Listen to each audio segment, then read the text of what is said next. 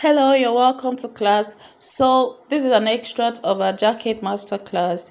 And so, if you haven't subscribed, hit the subscribe button right now and turn on your notification button so you won't miss this opportunity for an upgrade. We'll be looking at pointy shoulder jacket, shawl jacket, French jacket, double-breasted, picked collar jacket, and lots more. And today we'll be looking at notch collar and shawl collar jacket. So I've already drafted the front bodies and the back bodies, and I'm cutting out the neckline right now. I used 2.5 inches for the neck width, and the neck depth for the back bodies I use 1.5 inches. And I moved to the bottom of the back bodies. At the point that the front bodies meet with the back bodies, I had to draw a straight line all to the center back. That's because I don't want the back hem to be as cuffy as the front. So I'm cutting that out, and I'll be doing a shoulder dart. Now, to do the shoulder dart, I will need to locate the midpoint of the shoulder width that I have left after I've cut out the neckline, and I'm trying to get the midpoint right now, and I'll mark it, and at that point I'll connect it to where my dart is, drawing a diagonal line to meet my dart, and then I'll have to cut this out. Now, if I'm placing this on the fabric, I will just add 1/2 inch at the point that I'm cutting out the back bodies. I add it all the way from the shoulder line to the hem, 1/2 inch all through. So that will serve as my seaming allowance for the two pieces. And then after this, we'll move on to the front bodies. For the front bodies, I added about 3 inches allowance as the button stand. I will not be using the whole of that. And beyond the shoulder line, I added about 5 inches. That's to give me the room to create the color that I want for the jacket. Now, I've already marked out the neck width, which I used 2.5 inches to correspond with the back bodies, and I used 2.5 inches for the front bodies as the neck depth. And now I'm marking 1 inch for the button stand. This jacket will be a 1 button jacket, and I'll draw it all the way from the shoulder line to the hem. And after that, I will need to mark out my break point. Now you can choose wherever to make your break point. You can make it at your underbust or your bust point, or your half length, but this one I want this jacket to be such that I can wear it without a camisole. So I'll be using my bust curve or the upper bust as my break point. So I'm marking that, and that's 8 inches. Now at that point, I will now connect it to meet my neck width, like so, extending the line diagonally beyond the shoulder line. Now I'm doing so I will have to mark out the neck.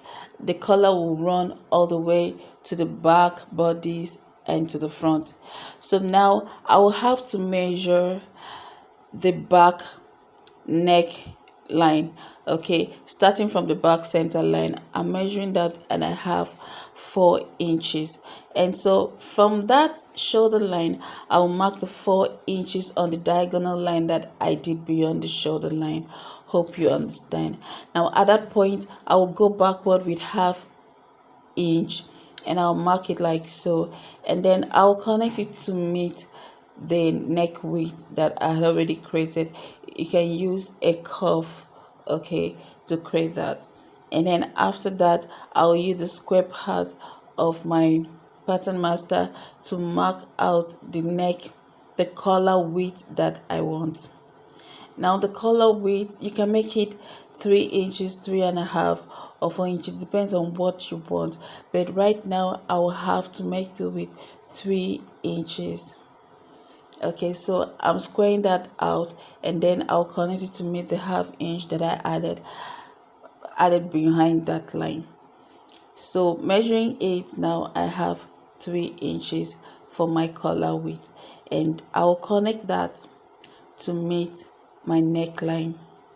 Okay, so now to create the notch, I'm extending the neckline outwards to the button stand, and from that button stand line I'm marking 1.5 inches inwards, and I'll mark 1.5 inches diagonally as well, and that will form the notch. So I'm drawing a line diagonally to meet that of the neckline 1.5 inches that I marked, and that will be for the collar. So I'll use the cuff part of my pattern master now to connect my collar width to that part that I formed the notch, like you can see me do.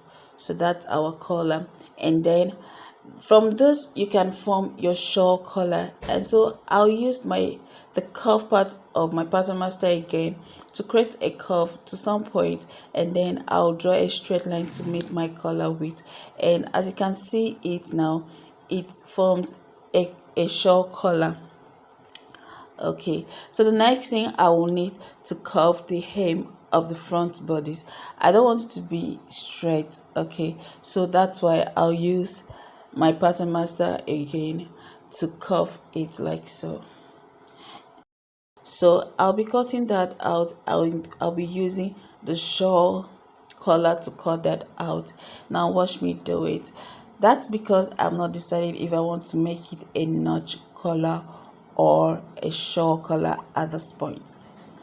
Remember, we'll be sewing this part, so you need to join our class so you will see the professional way of how to make this jacket. It's not just gonna be a normal way of sewing. It has its own turning, it has its own finishing.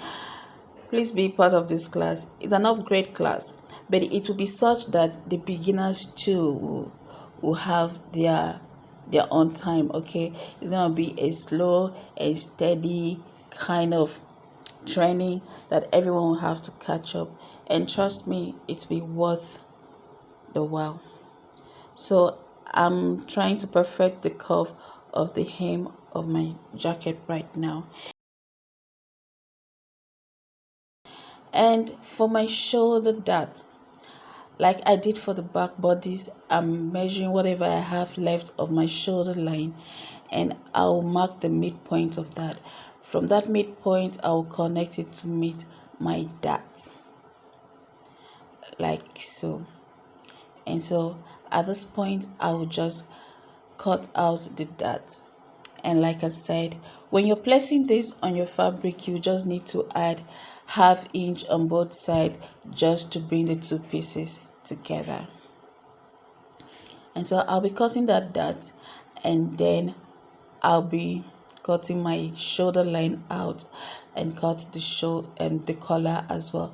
Now for the collar, you can choose to cut it out, okay, or you can just choose to leave it the way it is, but either way you decide is fine, but you will still need to add 1/2 inch all round for your seaming. Okay, for the collar and for the button stand, you will need to add 1/2 inch, because for the front bodice, the middle part, you will need a facing, and you will use like that 1/2 inch to sew it. Okay, so you need the seaming allowance that you have to add it, like I'll be showing you in this video.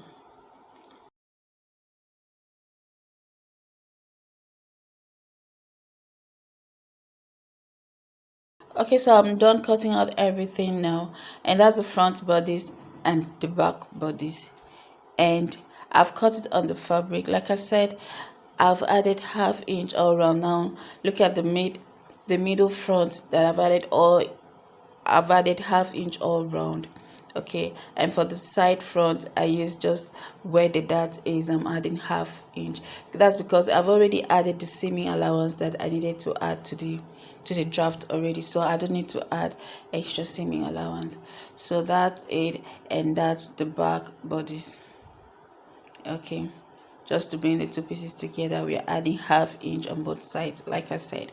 So now I'm trying to show you how I cut out the collar, because I decided I will have to cut out the collar. Okay, so that's just the lapel that you're seeing, and for the collar that I cut out, this is the pattern, and that's how it was in the pattern. and before I cut it out. Now, because I cut it out, and if you have to cut it on the fabric, you have to add half inch all round.